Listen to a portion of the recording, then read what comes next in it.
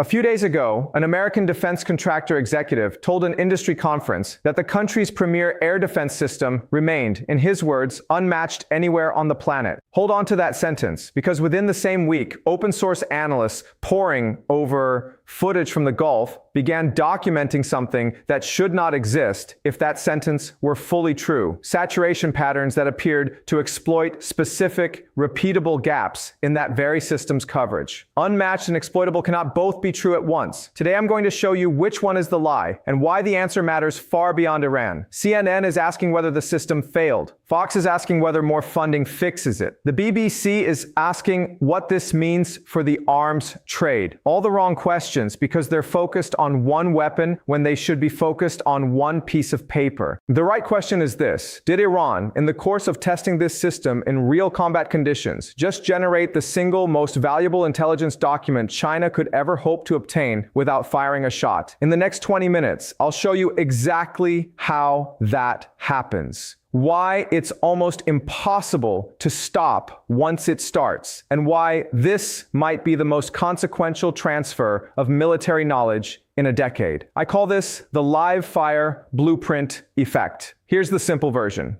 In peacetime, you can test a weapon system against simulations, against mock targets, against allied exercises designed not to embarrass anyone. None of that tells you what the system actually does under real, adversarial, improvised pressure. Real combat is the only test that can't be gamed, and whoever is on the receiving end of that combat, even if they lose every individual engagement, walks away owning data nobody else on Earth has, exactly how the system behaves, second by second under fire. The historical anchor is the Battle of Britain, but inverted. In 1940, German pilots flying repeated raids against British radar and fighter defenses inadvertently taught the British exactly how Luftwaffe formations adapted to British tactics in real time. Intelligence Britain used to refine its own defenses faster than Germany could adjust. The side absorbing the attacks learned more, in some respects, than the side launching them. Combat is always a two-way intelligence exchange, whether either side intends it to be. Here are 5 pieces of evidence for the blueprint effect playing out right now. Number 1, engagement telemetry.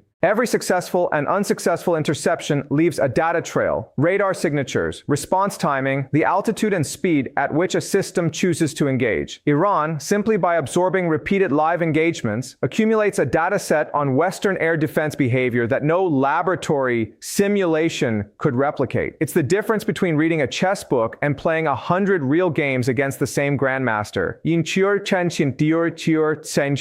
You learn his habits, not just the theory. Number 2, the saturation map. By varying the number, speed, and approach angle of drones and missiles across multiple engagements, Iran can empirically map the exact threshold at which a defense system becomes overwhelmed. Information far more precise than anything available in open technical literature. Number 3, the intelligence sharing relationship. Iran and China have a documented, long-standing defense and economic partnership, including technology cooperation agreements. Data generated in the Gulf does not need to be stolen by China. It can simply be shared as part of an existing relationship, openly and legally from Beijing's perspective. Number 4, the cost of testing this any other way. For China to generate equivalent data on its own, it would need to provoke a live conflict involving the same American systems, an enormously expensive and dangerous proposition. Getting the data secondhand while another country absorbs all the risk and cost is, from a purely analytical standpoint, the best deal in modern military intelligence. Number 5, the export market effect. Once China has a clearer picture of a system's real-world limitations, it can market its own competing air defense exports. No mai stort ar sakar sepir store satstas sar tikinchar, particularly to countries currently buying American systems, with a much more credible pitch about the alternative. Real-world combat data is the best advertising a weapons manufacturer never has to pay for. Now, the strongest argument against this whole theory. A serious skeptic will point out that no defense partnership, however close, automatically equals full data sharing. China may get general impressions through public reporting and diplomatic channels, but The kind of granular telemetry needed to genuinely reverse engineer a system's weaknesses likely requires far more direct access than simple political alignment provides. And intelligence agencies everywhere routinely overestimate how much real technical advantage gets transferred this way. That's a fair and important caution, and I don't want to overstate what we can actually verify from outside these relationships. But here's what that argument cannot explain. The documented pattern across decades of Chinese defense systems showing rapid design iteration shortly after allied or partner states experienced direct combat exposure to Western systems. That correlation by itself doesn't prove direct data transfer, but it makes the no advantage at all position equally hard to defend. So let's bring this together. Whatever happens to Iran in any individual engagement, the system being tested in the Gulf right now is generating a body of real-world performance data that simply did not exist before. And Iran does not need to win a single battle for that data to have lasting strategic value to its partners. That's the core of the blueprint effect. Combat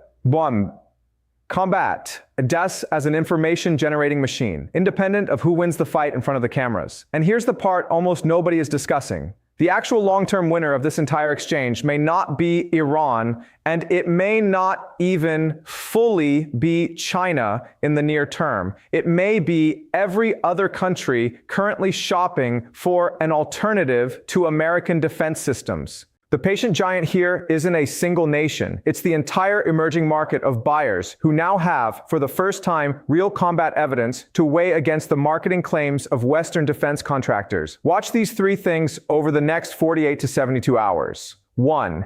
Any public statement from American defense officials downplaying or explaining away specific engagement outcomes. That's a sign the data is already shaping the public narrative. 2. Any new defense export announcements out of Beijing aimed at traditional American client states. 3. Any classified briefing leaks discussing performance data from the most recent engagements. Leaks like that almost always happen when someone inside the system is worried about what the data shows. Your homework: find the open source tracking accounts that log interception attempts in real time and compare their documented success rates against official public statements made in the same week. See for yourself whether the two stories match. If you think this entire framework overstates what a few combat engagements can really teach an outside observer, I want you to make that case in the comments. Genuinely, I want to be wrong here if I'm wrong. Here's the question I'll leave you with. If the most valuable intelligence in modern warfare isn't stolen but simply observed by whoever happens to be standing closest to the fight, does it even make sense anymore to think of military secrets as something you can keep?